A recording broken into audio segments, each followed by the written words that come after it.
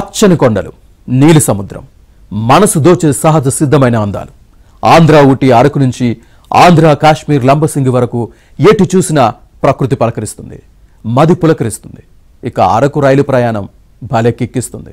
ఎత్తైన కొండలు, కోనలు, గుహాల మధ్య వయ్యారంగా సాగిపోయే రైల్లో ప్రయాణం సరికొత్త అనుభూతి ఇస్తుంది.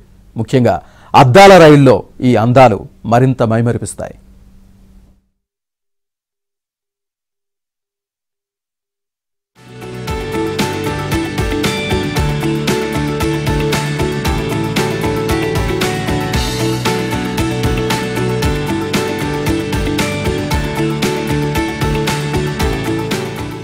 అరకు లోయ అంటేనే మన కళ్ల ముందు ప్రకృతి రమణీయత ప్రత్యక్షమవుతుంది.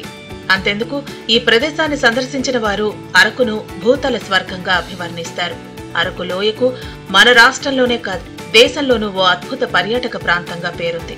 విశాఖపట్నం జిల్లాకు చెందిన అరకు లోయ సముద్ర మట్టానికి 900 మీటర్ల ఎత్తులో ఉంటుంది. అరకు లోయలో అణువణువున ప్రకృతి రమణీయత తాండవిస్తుంది.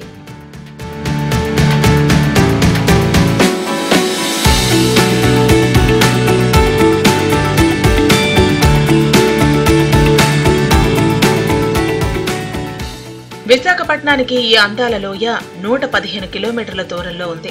దాదాపు ఒడిశా రాష్ట్రం సరిహద్దుకు ఆనుకుని ఉన్న అరకులోయ నయాగారాలను ఒలకించే జలపాతాలతోనూ ఆహ్లాదకరమైన వాతావరణంతో మైమరిపిస్తుంది. ఇక్కడ ప్రకృతి సోయగాన్ని ప్రత్యక్షంగా వీక్షించాల్సిందే. అరకులోయకు ఘాట్ రోడ్ మార్గం ద్వారా వెళుతున్నప్పుడు రోడ్డుకి ఇరువైపులా ఉన్న దట్టమైన అడవులు కనువిందు చేస్తాయి.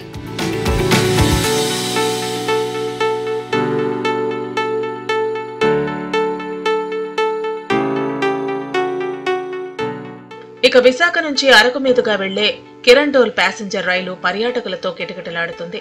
అందులోనూ ఆంధ్ర, ఒడిశా అందాలను నేరుగా తిలకించేందుకు రైల్వే శాఖ 2 విస్టాడమ్ కోచ్లను అందుబాటులోకి తెచ్చింది.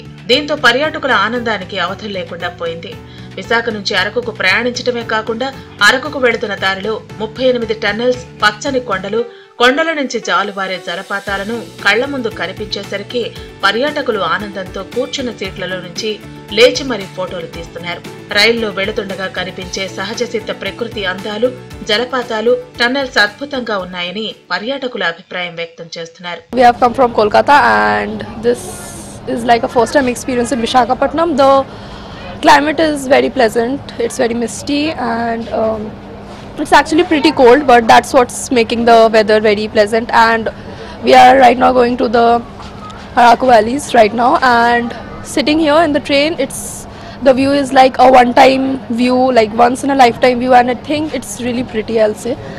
हम मुंबई से आए हैं, हम विशाखापट्टनम और अरकू घूमने आए हैं एंड हमने सोचा विशाखापट्टनम से अरकू विस्टाडोम के इस कोच से जाएंगे एंड जो एक्सपीरियंस हम अब तक का रहा है अमेजिंग रहा है.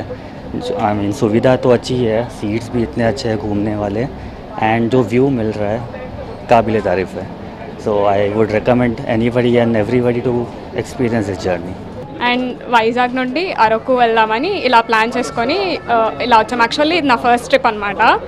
సో ఇట్స్ ఇంట్రెస్టింగ్ అండ్ చాలా టనల్స్ వచ్చాయి ఇప్పటి వరకు. ఒక 12-13 టనల్స్ వచ్చాయి అండ్ ఒక్కొక్క లెంత్ ఉంది అండ్ అది మెన్షన్ చేశారు కూడా అండ్ ఇన్ఫర్మేటివ్ కూడా ఉంది. Yeah, it's interesting. I am basically from West Bengal, but I currently work in Hyderabad. So it was like a kind of a weekend trip for me. So I stayed in Visakhapatnam for 2 days and it was a nice experience. And as we all know that this route is famous for its scenic views and the waterfalls, natural caves and other things.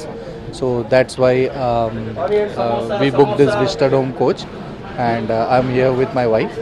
So as you can see, like we are experiencing the journey. So let's see how it goes. Hope everything goes good.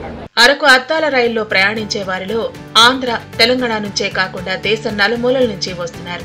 West Bengal కు చెందిన వారు ఈ పర్యాటకుల్లో అధికంగా ఉన్నారు. అరకు అందాలను చూడటం చాలా సంతోషంగా ఉందని, అసలు ప్రకృతి అందాలు చూస్తూ మైమరిచిపోతున్నామంటున్నారు ప్రయాణికులు.